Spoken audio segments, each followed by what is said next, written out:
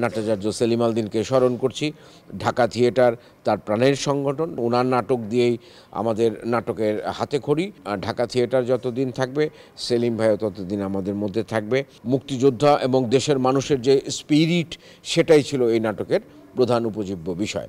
রাজনৈতিক পট পরিবর্তনের কারণে অনেক কিছুই পরিবর্তিত হয়েছে। এই বাস্তবতায় তো মঞ্চনাটক বন্ধই হয়ে যাওয়া উচিত ছিল। নাট্যাচার্য সেলিম আল দীনের জন্মদিন 18ই আগস্ট। তো এই অনুষ্ঠানটা আমরা শুরু করেছি 4 দিন আগে থেকে। 15 তারিখ থেকে আমরা শুরু করেছি। 15 তারিখে, 16 তারিখে এবং 17 তারিখে 3 দিন সেলিম আল দীনের মুক্তিযুদ্ধ বিষয়ক যে নাটক, যেটা আগে কখনো মঞ্চায়িত হয়নি, দেয়াল নামে যে স্ক্রিপ্টটি, সেটা ঢাকা থিয়েটার নতুন একজন ডিরেক্টরের মাধ্যমে, অনেক ইসলামের মাধ্যমে আমরা দর্শকের সামনে এনেছি। টানা 3 দিনের শো হয়েছে এবং সেখানে মুক্তিযুদ্ধকালীন সময় এবং মুক্তিযোদ্ধা এবং দেশের মানুষের যে স্পিরিট, সেটাই ছিল এই নাটকের প্রধান উপজীব্য বিষয়। আর আজকে সেলিম আল দীনের জন্মদিনের প্রোগ্রাম সকালবেলা ঢাকা থিয়েটার থেকে, গ্রাম থিয়েটার থেকে সেলিম আল দীনের জাহাঙ্গীরনগর বিশ্ববিদ্যালয়ে যে সমাধিস্থল আছে, সেখানে গিয়ে ফুলেল শুভেচ্ছা জানানো হয়েছে এবং বিকেলবেলা মানে সন্ধ্যাবেলায় আজকে একটি পদক প্রদান অনুষ্ঠান আছে। একটা হচ্ছে নাট্যাচার্য সেলিম আল দীন পদক, একটা বজলুল করিম এবং সালেহীন পদক, আরেকটি হচ্ছে ফৌজিয়া ইয়াসমিন শিবলি পদক। এই 3টি পদক অনুষ্ঠান আজকে এখানে হচ্ছে এবং এতে প্রধান অতিথি হিসাবে বা পদক প্রদান করবেন বিখ্যাত কার্টুনিস্ট এবং শিল্পী, চিত্রশিল্পী রণবী। উনি এখানে উপস্থিত থাকছেন। আর আমরা এই 4 দিনব্যাপী বিভিন্ন অনুষ্ঠানের মাধ্যমে নাট্যাচার্য সেলিম আল দীনকে স্মরণ করছি। ঢাকা থিয়েটার তার প্রাণের সংগঠন। ঢাকা থিয়েটারের একেবারে গোড়া থেকে উনি আছেন। ওনার নাটক দিয়েই আমাদের নাটকের হাতেখড়ি।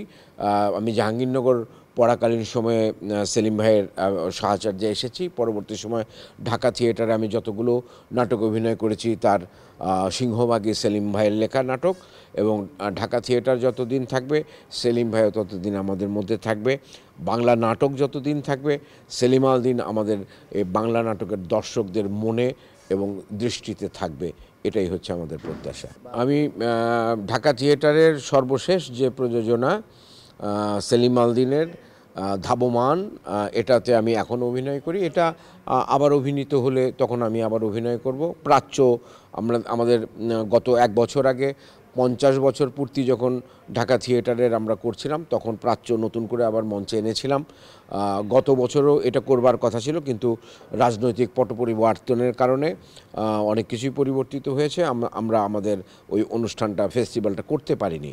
হয়তো আবার যখন প্রাচ্য রেগুলার শো হিসেবে ঢাকা থিয়েটার করবে, তখন আবার করব। আর ইতোমধ্যে আমি ঢাকা থিয়েটারের যে এর আগের দুটো প্রোডাকশনের আগের যে প্রোডাকশনটা, দেয়াল এবং এর আগের যে প্রোডাকশনটা, মিডিয়ার আগে যে প্রোডাকশনটা ছিল, একটি লৌকিক অথবা অলৌকিক স্টিমার, ওটা আনন্দজামানের লেখা, ওটা আমি ঢাকা থিয়েটারে আমি ডিরেকশন করেছি। সুতরাং মঞ্চে আমি উপস্থিত আছি। সেটা অনেক ক্ষেত্রে পরিচালনা দিয়ে, অনেক ক্ষেত্রে অভিনয় দিয়ে, অনেক ক্ষেত্রে সাংগঠনিক কিছু কার্যক্রমের মধ্য দিয়ে। মঞ্চনাটক তো মানে গত 1-1.5 বছর ধরে যে বাস্তবতা চলছে, এই বাস্তবতায় তো মঞ্চনাটক বন্ধই হয়ে যাওয়া উচিত ছিল। এখনও যে চলছে কিছুটা, যে এখানে করা যাচ্ছে বা কয়েকটা দল যে সাহস করে নাটক করছে, এটাকেই আমি মনে করি যে একসময় এটার দেখা দেখি অন্যান্য যে দলগুলো আছে তারাও আবার শুরু করবে। এটা হচ্ছে আমাদের প্রত্যাশা।